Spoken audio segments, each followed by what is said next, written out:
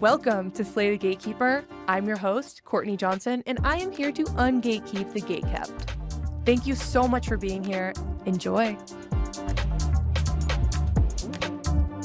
Welcome, Rashina, to Slay the Gatekeeper. So happy to have you here. It's so great to be here. Thank you so much for having me. Super excited for today's session. Well, you have taught me so much about beliefs, overcoming limiting beliefs, and I would love for you to just share who you are, what you do, how you help others. Yeah, so my name is Rashina, and I work with entrepreneurs, rising women from all around the world on overcoming the limiting beliefs that keep them small in business and also in life. So, a classic example, if you were to look at an entrepreneur who's working on their limiting beliefs in the context of business, is rising to the next level, fear of being seen, fear of making more money, fear of something breaking in their life if the things that they want to happen start actually coming into fruition. And I also work with entrepreneurs who have limiting beliefs in their personal lives. So, for example, around dating, friendship, these kinds of other realms which are equally important. And this all started when I was running a marketing studio and I was working with many women entrepreneurs from all around the world. And I noticed that a lot of the things that were getting in the way of their business growth and expansion were mental inner glass ceilings and blocks. So this was kind of how my journey began and what led me to this space that I'm in at the moment. Oh, I love the term inner glass ceiling. How do these ceilings form? Like, how are we developing these limiting beliefs?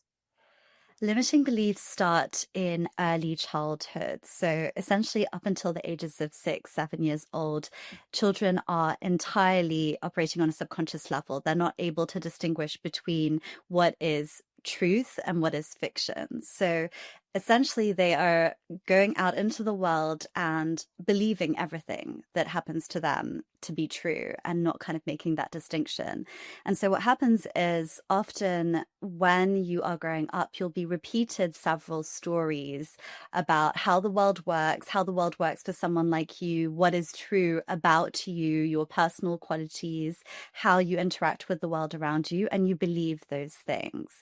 So a classic example could be someone who grows up in a family where maybe they are the least favorite sibling, or maybe they've been taught that they shouldn't trust themselves and that they're not smart or that they're lazy. So growing up in the world, children learn through repetition and through this early childhood programming, limiting narratives and beliefs around themselves. Limiting beliefs can also be created through traumatic experiences. So it doesn't need to be something that happened in your early childhood.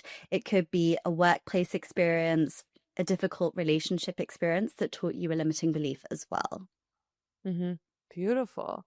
Yeah, how I think about limiting beliefs in my work and life is, you can have one foot on the gas, you're going for your goals, but if you don't address your limiting beliefs in your subconscious, you're always going to have one foot on the brakes too. So right now you might be like, well, I'm doing everything right. I'm putting in the reps, I'm showing up.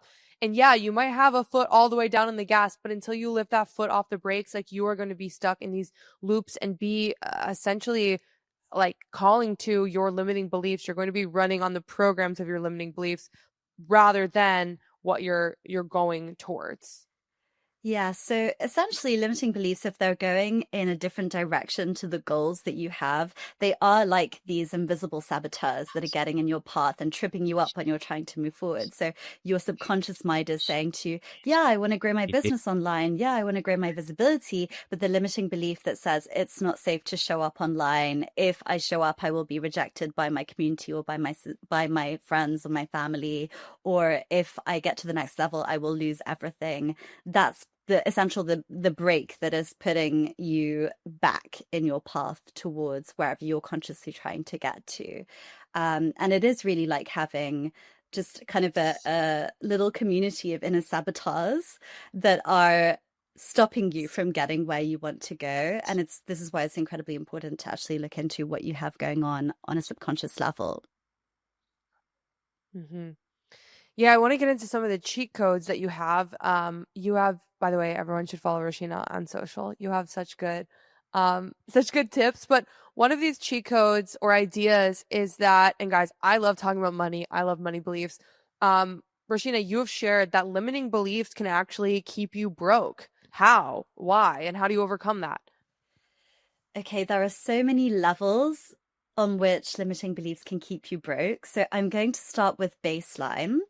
The first thing is if you have core beliefs that are limiting beliefs, this is going to keep you broke because of how you're moving through the world. So core beliefs could be, I don't trust myself, I'm not safe, I'm not valuable, I'm not good enough.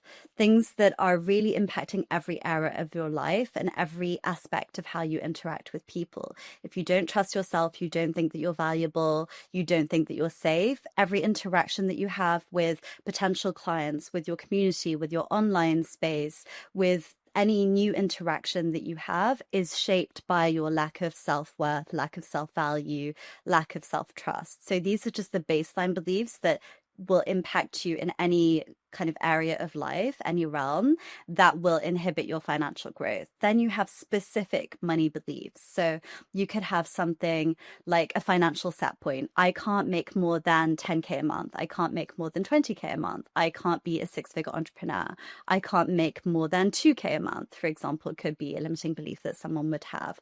Or you can also have, if I get to the next level, something bad will happen. If I get next to the next level, my family will reject me. If I get to the next level in business and I start earning more, I won't be able to have a successful relationship. Beliefs are very specific, so they impact you in ways that are very unique to your trajectory and story. But when it comes to money beliefs, it's usually to do with, if I make more money, something bad is going to happen. I can't make more money and at the same time maintain other levels within my life. If I make more money, I will become a bad person. And essentially, nobody wants to be a bad person, right? So that's also something, Mm. it's a self-image issue then that comes into play. And there's also the fear of losing it all. So if I make more money, I take more risk in my business, I start trusting myself, I will lose it all. So it's really a kind of a massive universe of belief that can get in the way of earning more money. And it's specific to each individual. But where there is someone who is struggling on the financial front, there is a limiting belief around money or around something that is directly or indirectly connected to that. Mm-hmm. Yeah. Yeah, it's so interesting because I feel like there's, at least I've seen in my growth in business, there are these ceilings that I put on myself for safety, and I really have to address the subconscious in order to break past that ceiling. Another cheat code that you have is this was from your sales cheat codes, and that is believe in yourself so wildly that you're actually happy to get rejected. Why should you be happy about rejection? Okay, this is a really, really interesting one. And so most people in this world, in this society, this international society that we're operating in, have been raised to believe that rejection is a bad thing. And often rejection triggers underlying limiting beliefs. So you get rejected. This means that you are not good enough. This means that you're not valuable. This means that nobody will buy your services. This means that what you are creating in the world is worthless. People often go out into the world, and when they get rejected, it's triggering all of these different layers of limiting beliefs. But actually, by putting yourself out into the world and getting rejected and creating opportunities where you literally are putting yourself out there so much that people are saying, no, this isn't for me, you're actually piercing through to the right people. So from a sales perspective, it is a numbers game. You are having to just put out a volume of intention, action, and effort into the world to really reach the right people. That's just purely because there are so many of us and reality is happening on multiple levels. But even from a belief perspective, it's helpful because it gets you to actually understand what you're working with. So through embodying your own power and putting yourself out there, you start to get triggered by the underlying belief mechanisms that are going on underneath the surface, and you bring them into your awareness.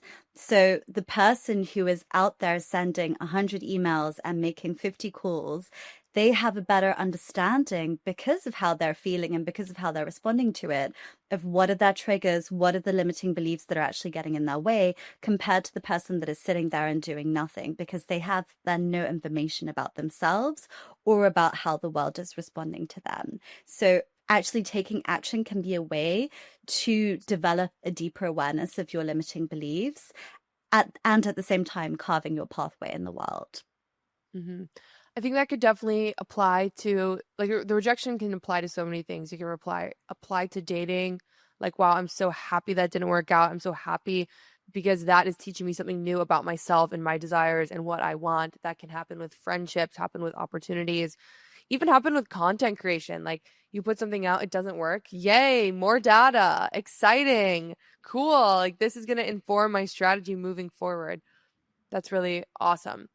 So another cheat code, when you Yeah. remove this blindfold of your beliefs, you can see that there's more options available to you. Tell me more about that. Okay, I really love this one. And I just think it should be part of a universal curriculum that we are taught from an early age. But unfortunately, it's not. But here we are. So essentially, most people on this earth, and I have lived in over 6 countries and I've traveled extensively, so I really know this at an embodied level.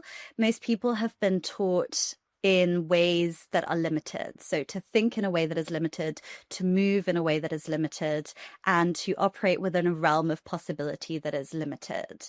And essentially, what removing the blindfold does is it's essentially you encouraging yourself to see all that is possible. So tapping into the truth, which is abundance, which is unlimited potential and opportunity, and that you have access to that. You can actually use and operate within that field. And removing the blindfold is a term that I use. It's from tarot, actually.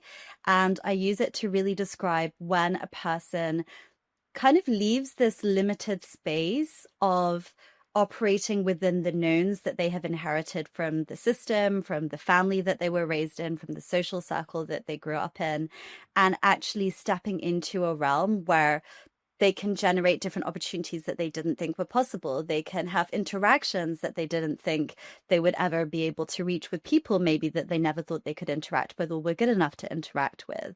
It's essentially going out of the little pond into the big pond, which is unlimited possibility, and you actually experiencing the best of yourself. And that's that kind of unpeeling of the blindfold, is that all of us have the potential to do that in our very own way, but we have so imbibed and accepted as truth our own limitation that it becomes kind of a struggle wading through internal dialogues and inner glass ceilings, like I said, to even get to a place of being able to perceive that level of truth. Hmm. Yeah, it is so beautiful. Like after you do work around limiting beliefs, literally immediately after, you will start to see that there's more possibilities. You will start to see things you didn't even understand. One time I was doing a limiting belief work around like my wardrobe, being like, I can show up in this way. And then literally right after, I made a Pinterest board for my dream wardrobe. Then I went and did a closet clean out and I realized like when the junk was gone, it was already here. I already have some version of this. And it's just crazy what can come when you step out of this limiting patterns into abundance, like you're saying. I think this brings us to our next cheat code, which is reality is just a mirror. How do you think about this? You know that feeling when nobody really gets what you're going through, when you're surrounded by all of these people, but you're somehow still feel alone. I lived that reality for years until I discovered the power of healing in community. Reinvigorate and Restore is a luxury 6-day retreat in Cape Town designed specifically for women who are ready to move beyond survival mode to begin living your best life truly and authentically. Imagine 6 days in Cape Town, April 14th through 19th, by the way, in a luxurious villa where everything is designed for your restoration. Morning yoga overlooking the mountains, sound healing sessions, authentic connection with people who understand your journey without explanation. Imagine 6 days with people who truly get it, who see you, hear you, and walk alongside you in your healing journey. Time is limited, so book your spot for April. Again, the retreat is April 14th through 19th, and you can visit survivorsriseretreat.com to book a call with Paula to learn more. Your people are waiting for you. Nexus Point is a best-in-class outsourcing company that helps business owners and entrepreneurs scale efficiently and profitably by leveraging the global talent pool. Founded by entrepreneurs like yourselves, Nexus Point uses its vast infrastructure to find, hire, and train best-in-class talent from around the globe. At just 20% of the cost of hiring locally, Nexus Point will provide you with pre-vetted talent with college degrees and at least 3 years of work experience, often with US-based business owners. From executive assistants to social media managers, customer service reps, data entry and research analysts, and other back office functions, Nexus Point can help take you and your business to the next most profitable level yet. Use the special link or mention Slay the Gatekeeper and have the $500 search fee completely waived. Delegation is so important, but it can be so hard to find the right talent.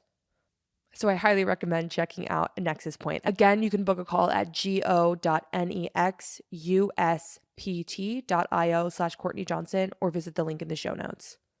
Today's episode is sponsored by my Sunrise Content Club. I created Sunrise Content Club because I really desired accountability in my content creation. How it works is we meet on Zoom every single weekday from 8 to 9 a.m. We get on the Zoom, we play some fun music, we have a little mindful moment, and then I give you a content prompt. And we spend about 45 minutes working on this prompt together. In this time, you can ask questions, get feedback on your content. And at the end, we all share our wins and we also share our content that we have created during that time. So we all get an initial boost because we are liking and commenting on each other's posts. There's also a really fun and supportive group chat where you can ask questions, share your content, get accountability. The Sunrise Content Club is an incredible way to stay consistent in your content creation and have community support. It is especially helpful with folks with ADHD who find value in body doubling. For a very limited time, you can join the Sunrise Content Club for just $99 a month. This is a very special limited time founders rate, and I am so excited to see you guys there. Join the Sunrise Content Club today.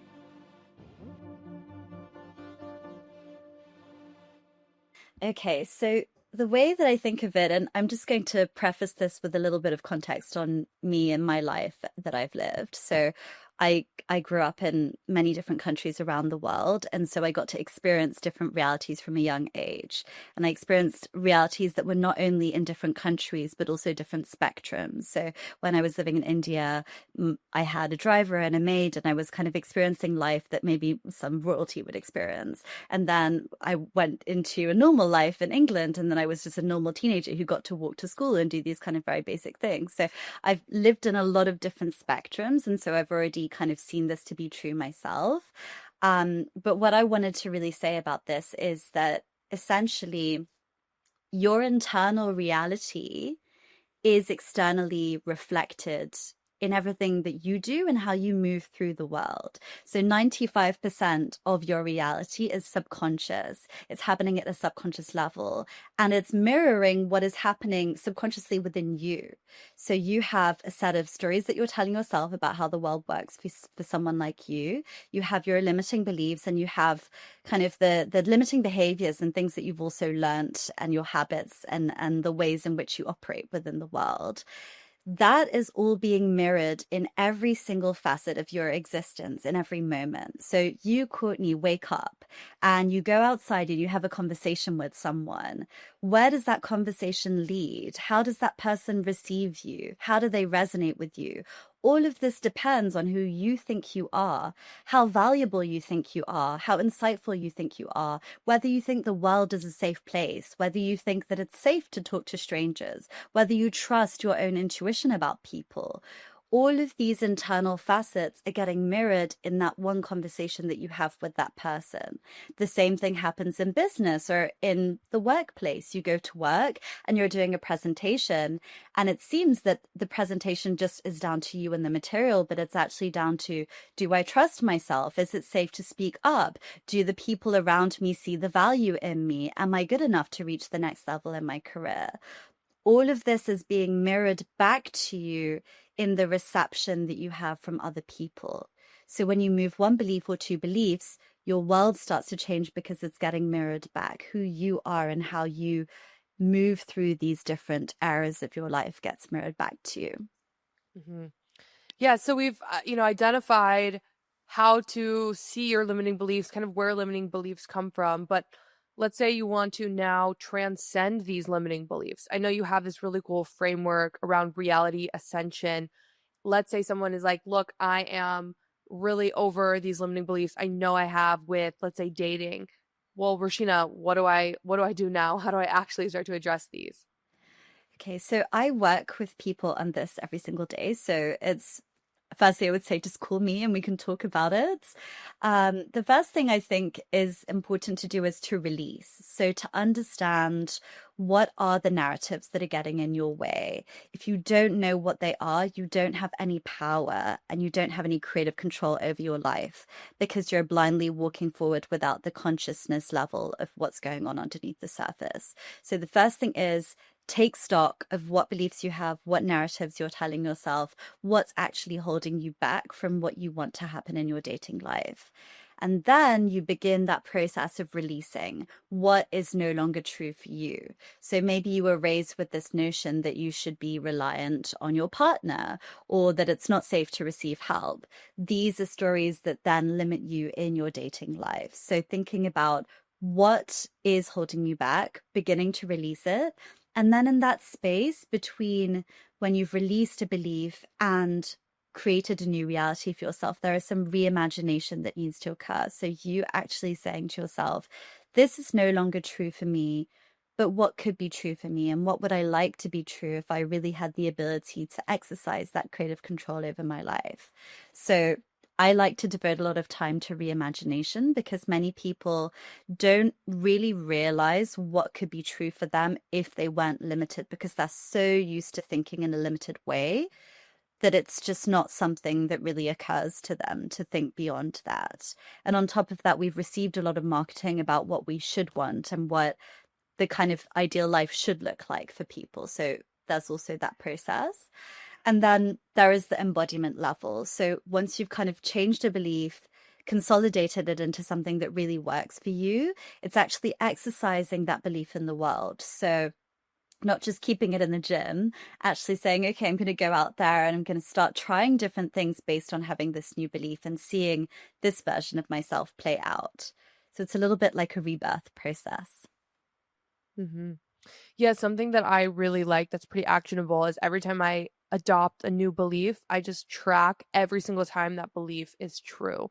For example, I, you could say something like I make a lot of new friends, right? It's easy for me to make new friends. Just take out your phone notes and clock every single time you have even a micro interaction that proves that to be true. Did you talk to somebody at yoga and they just said hi? It's easy to make new friends. Did you actually make a full new friend? Awesome. It's easy to make new friends. Can you reflect on new friends you've made over the past year? It's easy to make new friends and continuously like training your brain to see where that is true. It's only going to reinforce it even more. Yeah. Yeah, this is a really great way of reaffirming a belief and kind of creating this dynamic with yourself where you're essentially continually teaching yourself that this belief is true for you. Mm-hmm. You also use Mm. journaling a lot. I'm curious, what are some of the ways that you use journaling to reinforce new beliefs, create new beliefs, rid old beliefs? Okay, so I have a really good journaling prompt that maybe your listeners could try, which is a really great prompt for trying to figure out what is holding in place a belief. So let's say you have identified that you have a limiting belief around visibility. Okay. And you think, okay, I really want to get to the next level in my online presence and I want to reach tens of thousands or hundreds of thousands of people. And you identify what that number looks like for you. And you realize that you're really blocked in reaching that level of visibility. So here's an exercise that you can do where journaling would be really, really helpful in understanding what is holding in place that belief. It's called a fears and gift exercise. So on the one hand, you do if I were to achieve this, if I were to have the belief that I could have hundreds of thousands of followers easily and be building my online presence, what is the worst thing that could happen? So you allow yourself to journal on all of the possible terrible outcomes that could happen as a result of you having this positive and empowering belief. And the reason we do this side of it is because the subconscious believes that if it didn't have this belief, it would die. So it's fight, flight. If you didn't have this belief, something terrible would happen, I would die, which is why your subconscious is holding on to the belief. So you need to get that out of your subconscious by addressing, okay, as though it were a little child, what are the things that you're scared of? What are the things that worry you? What are the doubts that you have? Let it all out. And this is great for journaling, because journaling, when you get into a flow, you really just let everything out. And then the other side of it is the gifts. So the subconscious also believes that where you are right now is the safest possible place. So why is it safe? What are you gaining from not having this massive visibility and following? So what you can do there is say, okay, because I don't have this belief, because I have the limited version of this belief, what are the good things that have happened as a result of that? Why is it a good thing? So then you look not from the perspective of your normal mind, but from this perspective of what is your subconscious doing to try to keep you safe for all of the good things that have happened as a result of you having this belief that you're not able to be visible. So to give you an example, it could be, I'm safe, I'm supported, my community likes me, I don't get rejected, I feel good about myself, I feel confident. So these are all the reasons that are kind of holding in place your belief on the one side and all of the fears on the other side. And that's kind of what has it stuck. And then what you essentially need to say to yourself once you've done these 2 prompts for journaling is, I can have the visibility without all of these terrible things happening. And I can have this visibility and at the same time keep all of these gifts. So this is, I think, a really great prompt to try if you're wanting to look into your limiting beliefs and maybe you're just at the beginning of that process. I think it can really help clear up a lot of the internal friction. Mm-hmm. How else are you using journaling to improve your life? I mean, I personally love journaling. I have for many years. I journal every single morning. I do morning pages, and this is something that I think a lot of people who have gone through the Artist's Way or who have heard of the Artist's Way do as well. I journal in a number of ways. I don't just journal to prompts, and I don't just journal in a writing format. Sometimes I journal verbally. I'm a verbal processor. I don't know if you guys can tell. So I like to just talk and talk and talk. And so sometimes you can process things in a better way by talking, either to yourself, like literally giving yourself a voice message. And what I try to do in that is always just getting clarity and allowing for a release. So if there is something that needs to come up to the surface that I need clarity on, I usually will journal it either written or verbal. I also think that it can be really helpful in the context of limiting narratives and beliefs. So if you put yourself in new situations of growth and you find that you're getting a bit stuck and you don't know what is actually holding you back in the process, journaling can be a really great way to eventually get to the depths of what's getting in the way for you, because there are so many different prompts that you can use. There are different kind of techniques as well.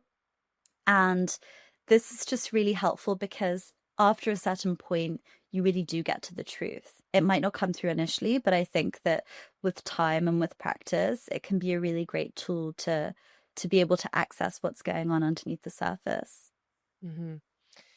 Yeah, journaling has been so helpful for me too. And man, morning pages, like magic happens with morning pages. I think the Artist Way is just such an incredible tool and resource. And it's like it's so accessible.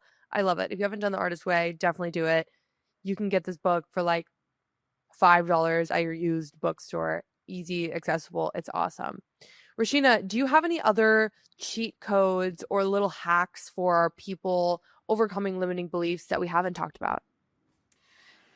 Okay, so I would say one thing that is just for absolute beginners is, if you don't know where are your limiting beliefs and you just really have no idea, I would urge you to just observe your life and look at where you're experiencing the most friction. So just look Mm-hmm. around at your life and see, where am I finding myself most challenged? And those are usually the areas where you have limiting beliefs. So Mm-hmm. that's one tool that I think is just super, super helpful, is just growing that self-awareness and self-observation of where you're actually struggling and, fighting through, when you may actually be able to just sail smoothly in that area. And also that you can teach yourself beliefs through embodiment. So I tend Mm-hmm. to work with people who really have a lot of limiting beliefs, and either they're in business, so it's super important for them to get through it, or they're really creative, so they need to actually access these different levels of themselves. But one thing that I would say that can be super helpful, if you don't want to go through the process of literally unraveling your mind and changing things in that kind of way, is embodiment is a great way to teach yourself new beliefs. So, for example, Courtney, you have this Sunrise Content Club where everyone Mm-hmm. shows up every single day and just posts something online. What I noticed in that club, just from a belief perspective, is that through the challenge, people started to teach themselves that it was safe to show up online. So collectively putting yourself in the environment where other people are doing the same thing, and then consistently showing up to it, helps you to reprogram a belief as well. It doesn't just need to happen with the help of a coach, but I would recommend, usually if it's tied to repeated childhood trauma, consistent narratives, or just any other kind of trauma that happened in later life, go to a coach.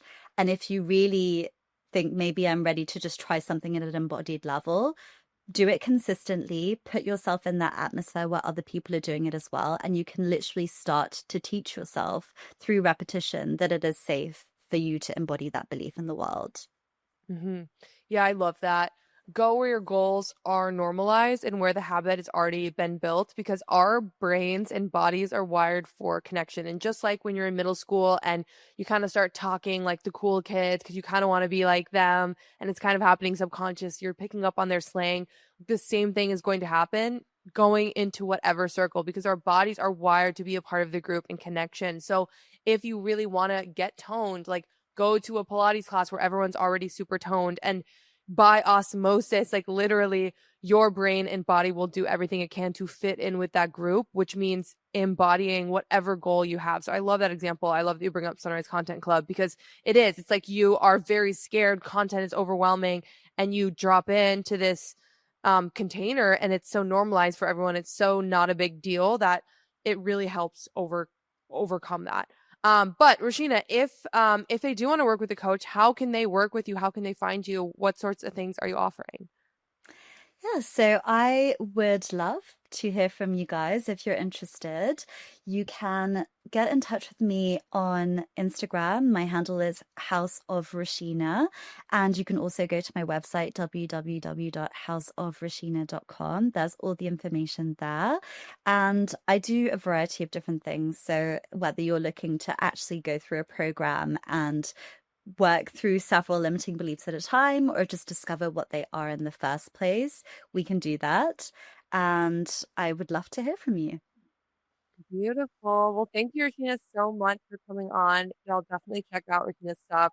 Work with her. She's amazing. And I'll see you soon. Thank you.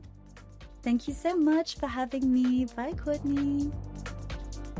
Okay, y'all, if you liked this episode, you would love my Patreon, okay?